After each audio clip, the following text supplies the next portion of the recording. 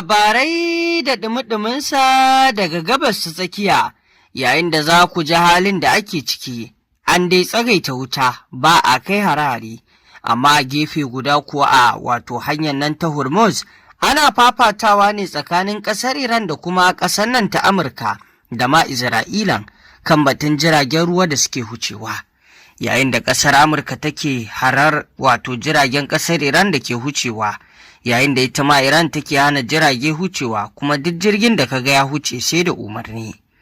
A halin yanzu dai kamar yadda ake batu, Trump dai yana matsawa ƙasar Iran ne akan lallai sai ta amince da dukkan abubuwan da yarjejeniyar sulhun ta zo da su na zaman lafiya.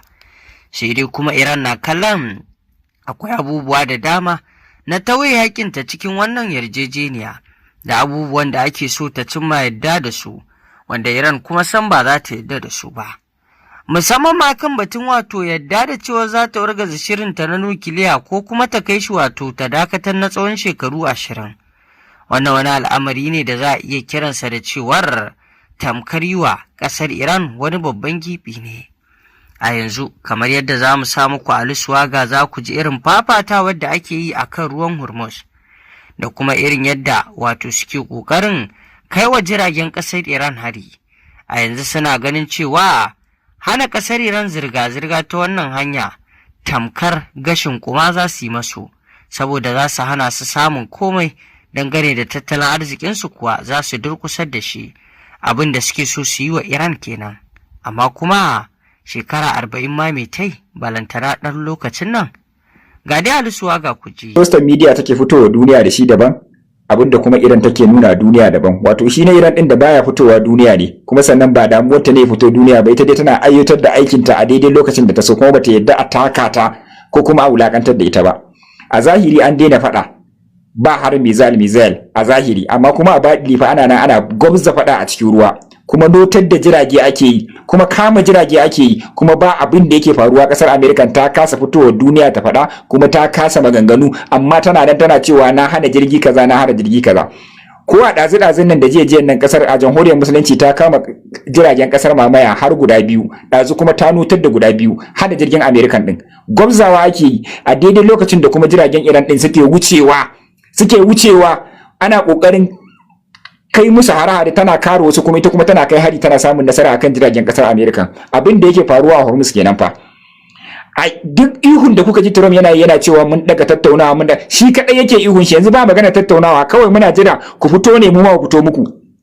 Yanzu dai fada ake akan ruwa, sun fito akan ruwa, ana tara gargaza su, kuma sai ƙara matsar da su baya ake, kuma an hana jiragen nasu wucewa.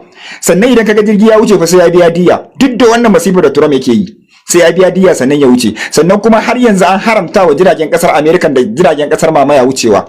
In dai aka ganshi tun ana kamawa, yanzu ta kai ta kawo notar da su ake yi, tun suna kamawa ta kai ta kawo notar da su ake yi. Amma ta in ka je wasan media, abinda zaka dinga saurara, abinda zaka dinga ji daban, amma idan ka zo kuma asalin midiyar ba tasu ba, sai kaga abin ya bambanta.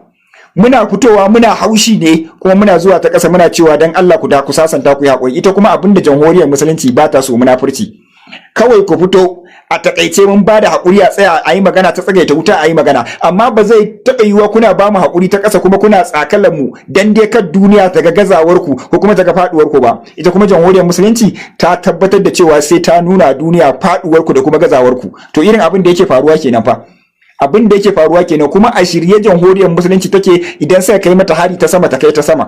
A shirye take, kuma tana nan tana ba mukawamanta kayayyakin yaki, ana ta gwamzawa a bakin bodar Labana a yanzu haka da sauran mukawamai na ko ta ina, amma shiru kake ji. Dole ne sai sun zo sun zauna, dole ne sai ta fito. Duk wannan ƙaryar da wannan ihun da ƙasar America take, sai ta mai da kubanta ba ta zo ta yi biyayya sannan ta yadda. In ko ba haka ba, idan kuka ce kule za mu ce tas, saboda a kullun ƙasar America faduwa take a wannan tsaikon ma da aka yi.